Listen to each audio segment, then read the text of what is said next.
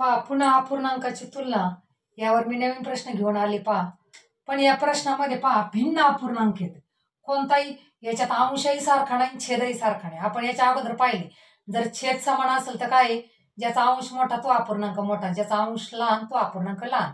आणि जर समान अंश असेल तर काय सांगितलं होतं की ज्याचा छेद लहान तो अपूर्णांक मोठा आणि ज्याचा छेद मोठा तो अपूर्णांक लहान. हे समान अंश असताना आता इथं तर समान अंश दिसत नाही, समान छेद पण दिसत नाही. मग अशा वेळेस काय करायचे पहा. आता सर्वात मोठा अपूर्णांक शोधायचा आहे आपल्याला आणि सर्वात लहान अपूर्णांक शोधायचा. आता काय करायचंय बघा. आता याचं नीट निरीक्षण करायचंय पहा. अंश आणि छेद याच्यातला फरक काढायचा आधी. आता 9 आणि 11 यातला फरक किती झाला 2. वजाबाकी केली फरक काढलाय आपण पहा. काय काढलाय फरक काढलाय. 19 आणि 17 मधला फरक 2, 7 आणि 9 मधला फरक 2, 5 आणि 3 मधला फरक 2, 4 आणि 2 मधला फरक 2. म्हणजे इथं सगळीकडे फरक कसा आहे समानी.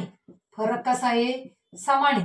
असं जर असेल तर काय लक्षात ठेवायचंय ज्या अपूर्णांकाचे आकडे मोठे संख्या मोठ्या तो अपूर्णांक मोठा. मग आता इथं आकडे कोणत्या याच्यात मोठे दिसतात इथं दिसतायत पहा. आकडे मोठे इथं दिसतायत म्हणजे हा अपूर्णांक काय झालाय मोठा झाला 17/19. आणि ज्याचे आकडे लहान किंवा संख्या लहान तो अपूर्णांक लहान. म्हणजे हा 2/4 काय झाला सर्वात लहान अपूर्णांक झाला. म्हणजे लक्षात येतंय तुमच्या मी ट्रिक काय सांगितली ती.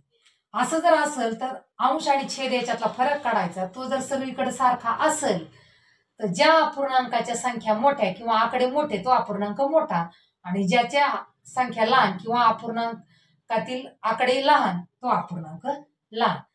म्हणणं ट्रिक आहे की नाही. ट्रिक आवडली का. ट्रिक जर आवडली असेल तर व्हिडिओला लाईक अँड शेअर करा.